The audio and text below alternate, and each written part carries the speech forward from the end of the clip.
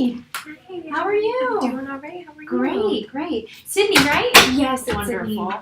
I'm Elaine. Nice to meet you. Nice to meet Did you have any trouble finding the office? No, I didn't. It was right off of the highway, very easy. Wonderful. I was always I'm glad. nervous about traffic, but No, yeah, of course. The weather's been really bad, so I'm just glad you made it here safely. Would you like anything to drink? Please, if you do have water. Yeah, I have some water. All right. There you go. Thank you so much. Of course. All righty.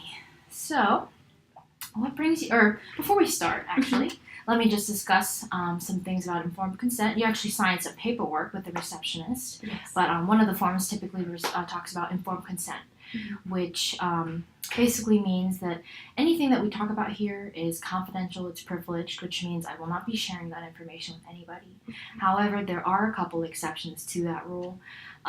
If a court subpoenas our case notes, which I've never had happen, it happens very rarely, but if in that event, I will have to share that information. Also, if there's any mention of you harming somebody or yourself, that's something that I also have to share. And lastly, if there is any suspicion or mention of elder or child abuse. Okay? Does that make sense? Is there any questions about that? No, that makes sense. Okay. Great. Well, what brings you in today? So, I have been friends with my friend Jessica. That's her name. And we've been friends for, say, about 5 years. And she recently, it's not that recent now, I guess a year and a half ago, moved to South Carolina with her boyfriend for his job. Okay. And that was already an issue because he is very emotionally abusive. And so she moved out there, and I can tell that her mental health is declining. She doesn't really seem happy, and I think she's staying there out of almost desperation because she did live in her mom's house and she wanted to get out of her mom's house.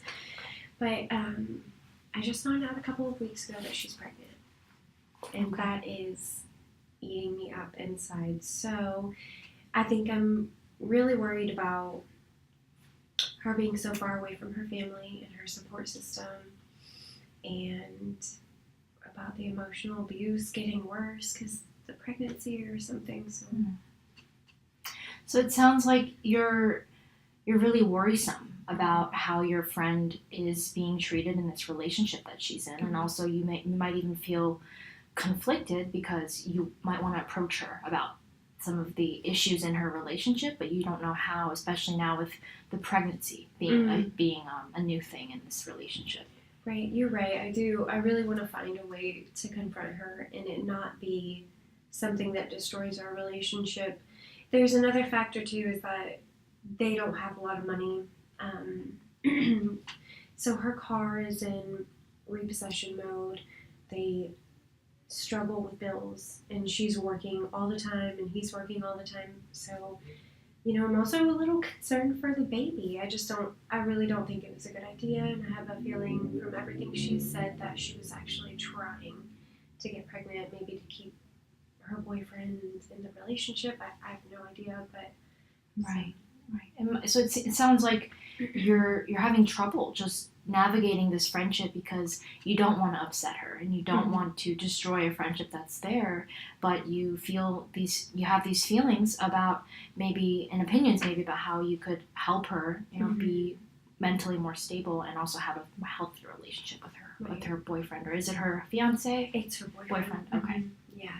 So it's really tough, and I have tried to talk to her a little bit, like maybe you should leave home, this is where your family is, this, that, and the other, and she claims that she's staying there for her boyfriend's job, but he doesn't have a job half of the time, so I really don't understand what that's about.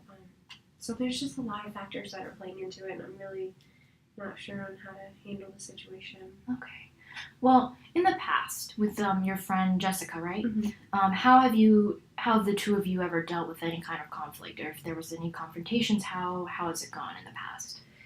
There's really only been any conflict between us because of her boyfriend. I mean, really, It's just very, very negative. And I think it went well, but it didn't ruin our relationship. but there's no way of getting through to her. She's kind of just stuck on Daniel is her boyfriend's name. Okay.